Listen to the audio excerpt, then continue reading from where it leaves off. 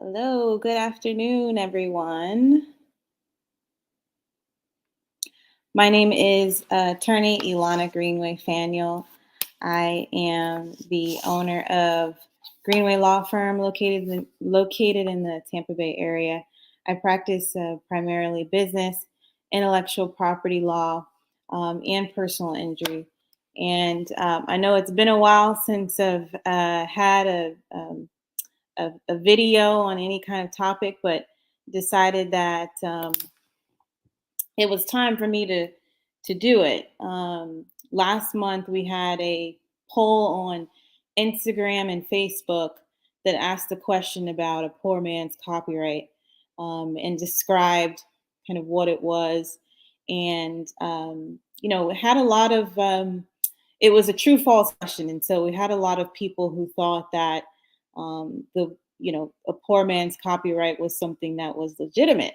So this was something that I wanted to come on here and talk about, what a poor man's copyright is, um, and then of course what it isn't, and then answer any questions that any of you might have, um, as it relates to that. So I'm going to jump right in. All right, what is a poor man's copyright? So before I get into what a poor man's copyright is, I want to describe what a copyright in general is. And so, you typically have the three major types of intellectual property. You have trademark, um, patents, and copyright. And many times, trademark and copyright are often confused. And so, copyright law protects what I like to say creative works. The statute says it's original works of authorship, but it's creative works. So there has to be an element of creativity to the particular work. So that could be literary works, written works, books.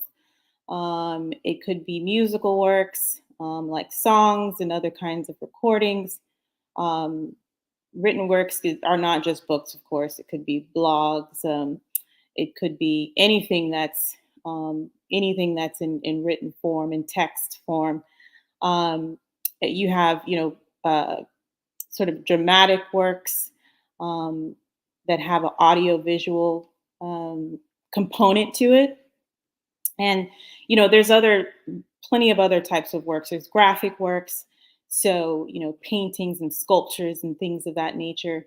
But all of these works have to have a creative element to it in order to be protected by copyright law. And copyright law is a federal protection, so it's a nationwide protection. It's not state specific. And so, um, you know, in order for you to have, that protection, all you need to do, well, let me say, well, the first thing that you do is make sure that that particular work is in a tangible form.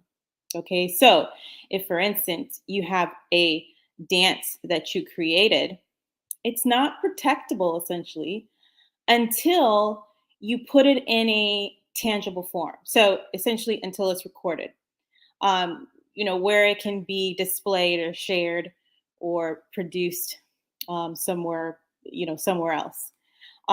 With books, it's not protectable until it's put on paper, right, or typed on a computer or something of that nature. It has to be in a tangible form.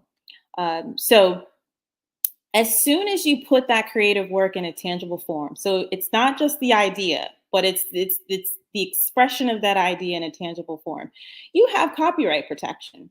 Okay, so that's hopefully that's clear. As soon as it's in a tangible form, you have copyright protection. However, you can't enforce those rights that you have under copyright law until you actually register that particular work with the US Copyright Office. And so, one of the things that I think that the poor man's copyright tries to, or in the past, what it's tried to accomplish is to get around, the, registering the, or it's another way to essentially, you know, prove that you own this particular piece of work, or you can get around registering it with the Copyright Office. But what a poor man's copyright is basically you take the work that you've created and you go to the post office and you mail it to yourself. Okay, so that's the poor man's copyright. So essentially, you have written documentation that this particular work existed at the time that it was you know, mailed to yourself through the post office. Um, that does not provide, doing that does not provide any rights to, a copyright owner, or, an author of that particular work. It does not provide any of those kinds of rights. As soon as that work was put on paper or put in some tangible form, it's you've saved it somewhere on your computer or something like that. It's in a tangible form. You have rights to it. So you have those what's called those exclusive rights to reproduce it, to copy it, to perform it, to display it, to create other works based on that particular, original work. You have those rights as soon as it's in tangible form. So mailing it does not establish those rights. The only thing that mailing it could do is just establish perhaps when it was created.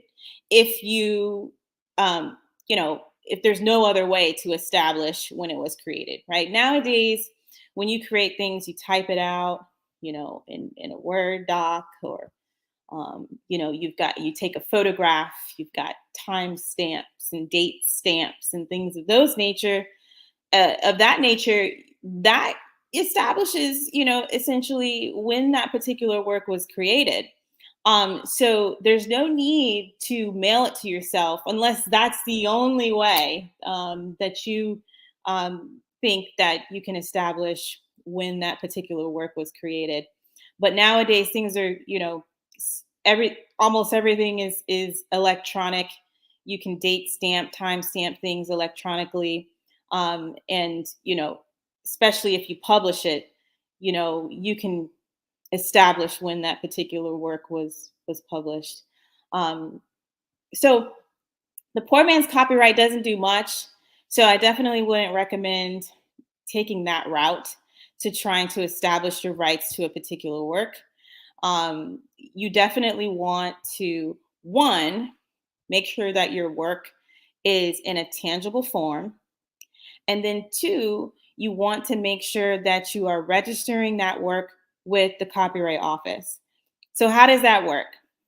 You go online. It's an online application that you can fill out on copyright.gov. I think it's copyright.gov.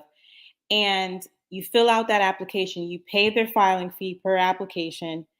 And if you're completing the application correctly, then you will get a registration certificate, rather quickly. It's not going to take months. It shouldn't take months to get a registration certificate. And once you have that registration certificate in hand, then that establishes that you are the owner of this particular work. It gives everyone notice that you are the owner of this particular work, and you can enforce your rights against someone else. You can enforce your rights that you have against a potential infringer. Without a registration, you cannot enforce your rights, meaning you cannot file a copyright lawsuit against someone without a registration. So you need to have that registration in hand, or it needs to at least be pending, while you're trying to enforce, your rights against someone else. So, for instance, if somebody copies it without your permission, if, for instance, if it's a dance, right, it's a choreographic work, and someone else performs it without your permission, you can enforce those rights, meaning you can send them like a cease and desist letter and things like that. But it's going to be all bark and no bite if you do not have a registration, because you can't file a lawsuit against them. All right. Um, so that in a nutshell is what a poor man's copyright is, and what it isn't. Right. So I do also have on my website at www.greenwayfirm.com, I do have I believe it's a video that goes over how you can register your works, with the Copyright Office. So I take you step by step on how you can do that. So definitely check that out. I believe it's on the resources page of my website. And if you have questions about copyright registration, you have questions about um, copyright enforcement, definitely get in touch with me. You can email me at ilana@greenwayfirm.com, or you can give me a call, give my office a call, 813-607-6060. Or send a message on either of these social media platforms that this video is in. We'd be happy to respond. So thank you so much for listening in on this poor man's copyright question. If you have any other additional questions about anything I talked about, please feel free to reach out. All right. Thank you so much for joining me. Take care.